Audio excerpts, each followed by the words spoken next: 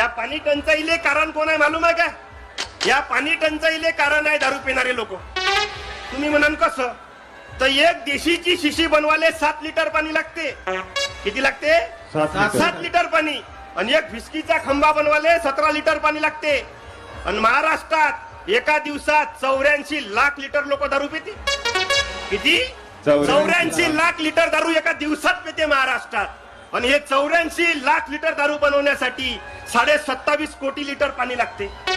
आता समजा जर महाराष्ट्रातले सारे बेवडे फक्त 2च महिने दारू पिले नाही, एप्रिल न मे, तर महाराष्ट्रातला दुष्काळ तसाच कमी होते. काय पाणी अडवानं पाणी जिरवा करायला लागते. म्हणून मी कार्यक्रमातून म्हणतो की पाण्याविना मरशील रे भाऊ, पाण्याविना तरशील रे, पाण्याविना मरशील रे भाऊ.